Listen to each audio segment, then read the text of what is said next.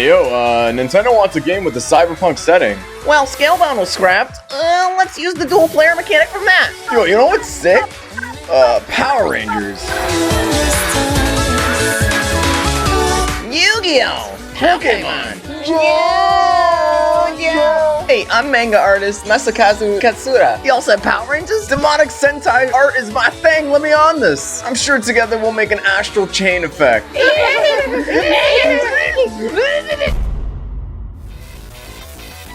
Sky turns west, swallowing up each and every being in this town. Hopes, hearts, everything is falling down. Astral Chain. This game had me excited the moment I saw it during February's Direct. It had all the ingredients to make me extremely hyped. This would be the first Platinum game I ever play. Your police withstands. It's anime as fuck, and it was a Switch exclusive. Then I found out who was behind the project. The game's director is Tora Takahisa, who was actually the designer of Nier, and the project will be supervised by Hideki Kamiya, creator of Bayonetta and Devil May Cry. These are all games that I always wanted to get into but never got around to, so I was really excited to finally dip my toe into this style of game with Astral Chain. The cyberpunk vibe really stood out to me, and I was surprised that it was Nintendo that told them that they wanted a cyberpunk vibe. Manga artist Masakazu Katsura drew inspiration from his previous work of Zetman to give a demonish Sentai type vibe. Some of the enemies in this game look like they're straight out of the page from that manga, and the team did an excellent job translating his concept art into the actual game.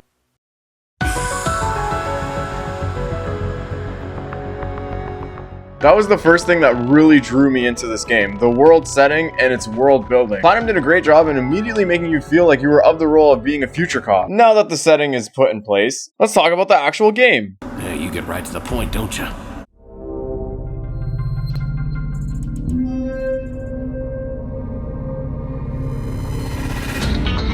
The first thing you're gonna notice is this game looks beautiful, especially for a Switch game and even in handheld.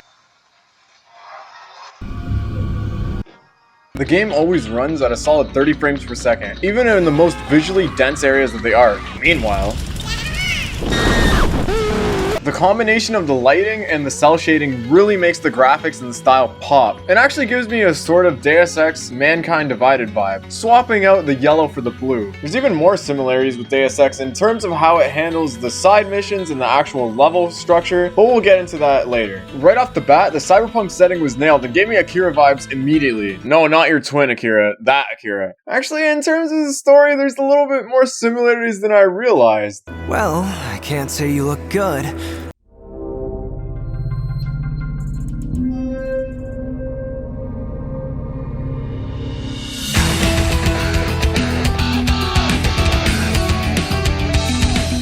Astral Chain was a very interesting case because with the scrapping of Scalebound, all Platinum Games knew was that they wanted to make a game which involved controlling two characters. Lead writer of the game, Akirato Naka, probably said that wrong, sat down with Tora, Kimura, and Nintendo to discuss what the game would be, and they walked out with superhero, police, and cyberpunk. Now, the reason why I bring all this up before I discuss the gameplay is because all aspects of the game revolved around these four attributes. We already talked about how they nailed the cyberpunk vibe, and they really wanted from the beginning not to have just being a police officer be a story trope, but that you actually filled that role. Being a Platinum game, most people know Platinum for their high intensity action, but in Astral Chain, the team wanted the game to be something more. There's investigation missions as well as doing a bunch of side missions to help the citizens of the arc. So let's talk about the gameplay aspect which people are the most interested in and which probably drew the most people into this game, the action. It is a Platinum game after all. The core gimmick of the combat of Astral Chain is controlling two players essentially, which was the very initial concept that was held out through the entire development of Astral Chain, and everything built upon that. So how does it play out?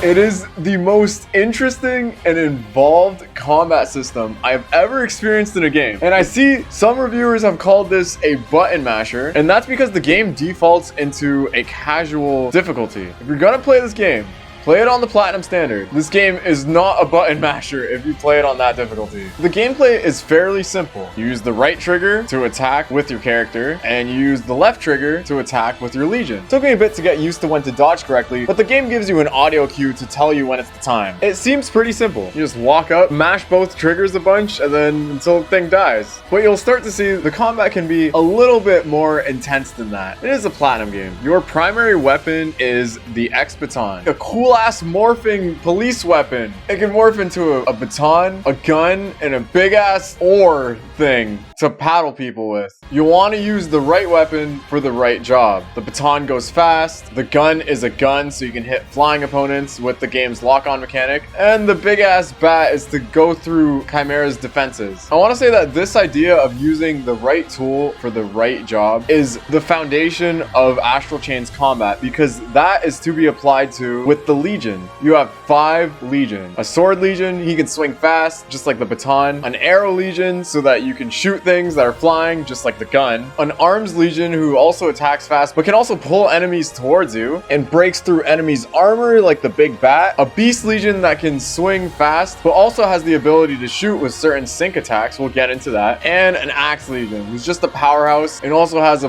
drop shield and is like the most broken Legion in the game. Thanks for carrying me, Axe Legion. Every Legion also has a special ability if you press the left bumper, like being able to cut foes when they attack, leaving them wide open with the Sword Legion, sniping out annoying enemies that are dropping shields from above with the Arrow Legion, digging up enemies with the Beast Legion, and wearing the Arms Legion, as well as using the shield from the Axe Legion, giving up more utility in battle, but they have their uses outside of battle. Even the chain that tethers you to your monstrous persona stand thing is used greatly in the game. You can wrap it around an enemy to do a humane police takedown. Ha, just kidding, you could beat the crap out of them after you tie them down. Police brutality, punk. Or if you press both triggers, you'll jump to your Legion, which you can do this for quick mobility, zipping through opponents, hitting them as you jump through the chain, or even starting air combos while your Legion is in the air. This leads to some really cool stuff. And last, you can use your chain to clothesline running opponents, which is always hilarious. This makes the combat incredibly engaging and fun, always swapping between all your tools to make sure that you have the right thing for the job. But from an action game, you would expect something a little more than being aware and just thinking quick on your feet, right? And this is where the best aspect of the combat that ties everything in the game together comes in play. Sync attacks. Sync attacks is when you hear the same distinct sound as when you would dodge something, but a blue light shows up, in which case you would press the left trigger and do some really cool stuff. Now, sync attacks with different Legion obviously do different things, but the coolest thing about sync attacks in this game is that there are a vast number of different things that can trigger a sync attack, and depending on what triggered that sync attack, you and your Legion will do a different action. You can even unlock more scenarios that would offer sync attacks later on in the game through the slight RPG mechanic progression of the game, in which you can go down a skill tree and buy abilities that just trigger, or things like unchaining your Legion to do a flurry attack while you switch Legions and have 2 out at the same time, making some stylish ass combos, and even making more button combinations for different abilities for your Legion, like flicking the left stick and pressing the trigger to do something, such as an uppercut with the Sword Legion, or rotating the stick and pressing the trigger to do another move, like doing an aura with the Arms Legion. But the best abilities, in my opinion, are ones that unlock more sync options. You can unlock sync options like when you hear the chime to do a dodge, instead, if you pull out your Legion, it'll do a sync option, and you can start a whole combo with that. Or if you chain up an opponent, you could trigger a sync option. This leads to some badass combos. Like with the Sword Legion, if you parry by pulling out your Legion, part of the sync combo will chain up the enemy, which leads to the other sync combo of having the enemy chain. Look at this shit, it just feels so awesome when you pull it off. On top of that, you can also upgrade your X-Baton to do the same command inputs that you could do with your Legion, such as a full circle right trigger for your baton, or a flick and trigger with your baton. And depending on what weapon you have, gun, baton, or I'm gonna just call it ore, you'll do something different. And even a defensive one where if you hit the trigger and then delay it, you'll jump back. Like I said earlier, every scenario that triggers a sync attack does something different depending on your Legion. Meaning that you could do like a good 8 different sync attack options with each Legion. This is where the combat really opens up. Because something else that opens up sync combos are those different command inputs you unlock for your baton. Here's an example. Doing a spin input with your baton makes a freaking room sweeping combo with your sword legion. One of the most fun things in this game is just labbing all the different combinations of sync options with each baton and each legion to see what sets up for what. And this is where it sounds like the combat can get a little intense. There is a lot going on, but the game is really good at gradually giving you these abilities. You start off the game with the baton, and then you have to unlock the command inputs for the baton, and then every single legion just starts off with the bumper ability, and through the actual combat tree, you unlock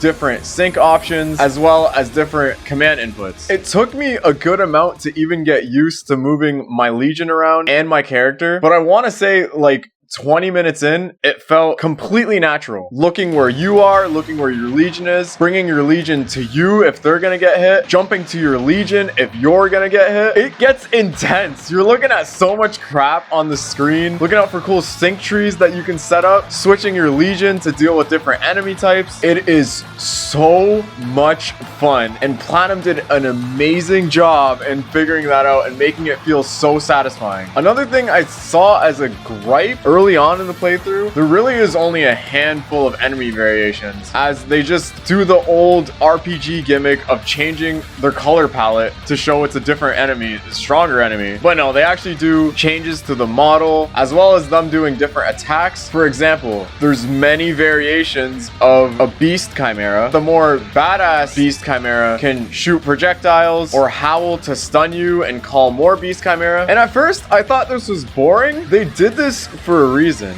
Just like with how you can unlock your abilities, when the game gradually throws more enemy types at you and just makes them harder, you know how to deal with them for the most part. And it doesn't feel unfair because by endgame, you already know how each enemy type moves, but there's a twist to them to keep it interesting. Now you're juggling, switching your legion, setting up these sync combos, and dealing with all these enemy types. You become proficient. The game really rewards mastery. As the game ramps up, throwing all these different things at you, you can deal with it. Oh, it's that game feel. It's that good game feel. So leveling up the skill tree for your chimera is pretty simple. You just gotta get materials, which you can do from doing quests, or taking genetic material by doing a finisher on other chimera. Wait, I've seen that before. Wait, I've seen that before too. Oh, I've seen that before.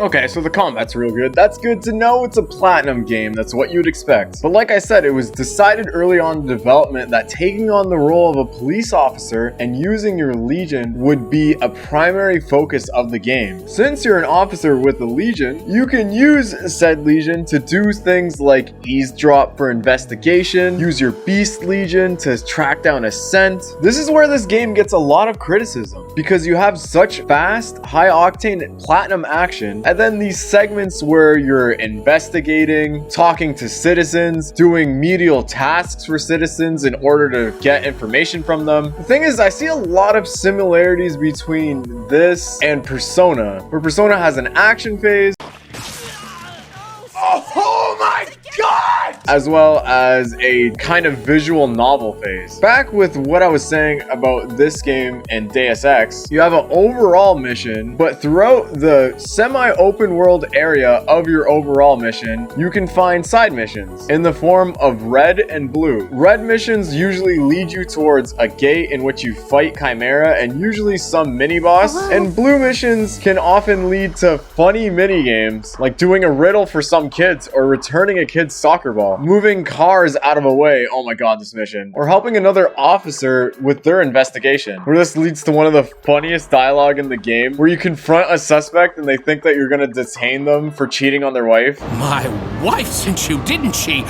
Well, tell her adultery is not a prosecutable offense. Did I mention this game is quirky? There's so many things to do in the semi-open world area other than the side missions. You can pick up cans to throw them out, which I just found out that you can do trick shots, digging up for treasure treasure, using your iris to look around for treasure, looking for various cosmetics too. There's just always something to do. My only complaint is if you try to do every single thing in one go the first time you start a mission, it can sometimes feel tedious and it feels like you just want to get on with things. Some of these missions started taking me over 3 hours to try to finish everything in one go. It wasn't until later that I realized that you can redo missions and do specific cases and then finish the mission and it'll still count towards your completion. You don't have to do everything in one go. For people that I tell this game about, I would suggest just doing the side missions until you get bored of them and just move on to the main mission to continue on with the fast-paced action. Going back to the quirkiness of this game, the main collectibles in each mission is a lost kitten and a toilet. So make sure to keep some cat food on you, which you can find by digging around and looking for loot in order to capture the kitten. Both these collectibles lead to things like cosmetics. And speaking of cosmetics, there's actually a lot of customization in this game. You can change your color of everything, including your legion, change your hairstyle, putting on masks. You can even wear a box on your head, which I should mention deteriorates and crumples up as you take damage. It's the little attention to detail that's nice. And well, I rocked the whole game, burn your head, because bird up. This game even took a note out of Breath of the Wild with letting you take selfies while posing. But even more funny is giving your camera off to your legion in order to take a full body portrait with all the madness that's happening around you. By the way, if you care about the story, take pictures of everything for further investigation work. The game definitely knows how to be silly, like with its characters, like Mary and Lappy, which also provides like the best minigame ever, or this dude Kyle, who is the most bro hacker you will ever meet. These characters are memorable, but I kind of wish that they got more screen time. Like the other members of Neuron, like Alicia and Jin, who start off as very strong characters and have a really cool dynamic, but doesn't really get developed or go anywhere. They kind of just peak before mid-game and that's it. But with this crazy stylistic anime OP introducing all the characters, it was clear that having distinct, unique, memorable characters was their goal, and I think they accomplished that. You definitely get a sense of everyone's personality. Best character, of course, is Mary because she's funny, thick, and a furry. Regarding the complaint about the crazy disconnect between the pacing of combat and doing side missions as well as investigations, I think it lends itself to the actual experience of the game, because you're a cop investigating, you're picking up clues. As you continue picking up clues, there starts to be a building up of corruption as well as even gates opening. You can then follow closing these gates, which then leads to more fights, which then leads to a big ass boss battle. It's a gradual build up, and it's not just battle after battle after battle after battle. A fantastic case of this pacing. I won't show it for mid-game spoilers. After fighting a very big boss and what feels like a great peak in the story, the next mission you're actually helping clean up the city and remove the corruption of the city and helping the cops fix the damage that was done. And there was a reason for this. You're fulfilling your role as a cop. It's building up to something new, eventually ramping up to a new climax of the story. And the whole point is to build character with the other members of the department, especially your twin sibling, Akira. Shut up! Why do you care?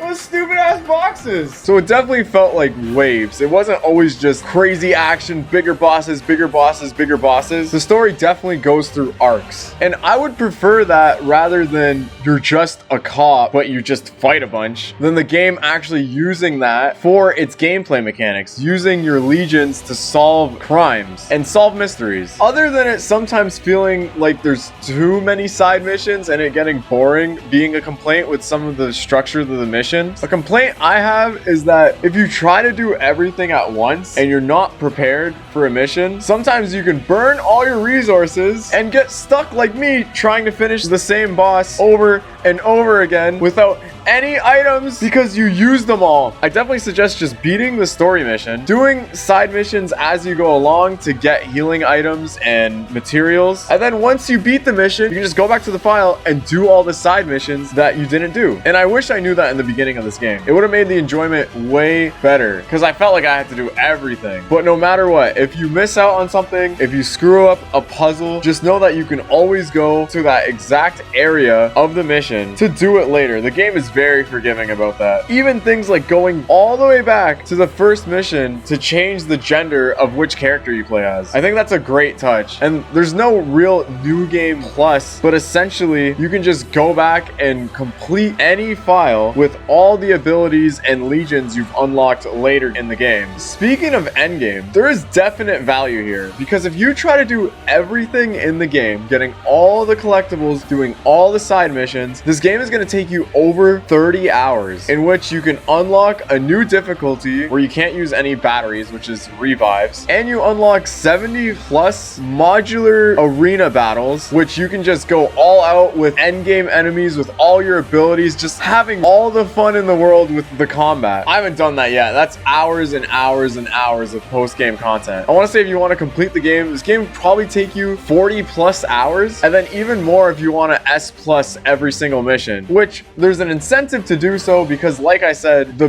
biggest enjoyment of the game is getting very good at the combat. The quirkiness and the ability to unlock more cosmetics definitely makes you want to do the side missions and see what they have to offer, but sometimes they don't pull their weight when you feel like you've been doing side missions for an entire hour and most of them revolve around fetch quests. And finally we get to the music, composed by Satoshi Igarashi, who did the music for Bayonetta 2. The music changes wildly depending on the mood, going from a sort of progressive house feel when you're waiting in lobbies or going on the computer, or my favorite is mixing rock with choir singing, being a badass combination. The music also knows how to get sentimental when something crazy happened that I'm not spoiling, and doing that thing that I love in games where it takes the same melody but then amps it up to the action. There's a few vocal songs as well in the game, like for the game's anime opening, which was requested by Tora himself, and having a male and female version of the same song based on the character you're playing. And I love how the ending credits have both the male and female vocalists singing together, because it's supposed to symbolize both twins. Ultimately, the game is an incredibly enjoyable experience, extremely stylistic. You'll have a lot of fun with the characters, the story, the writing, and the combat. I love this. Kudos to Platinum for doing something different and not just focusing on the action. And damn, I really want to go back and play old Platinum games.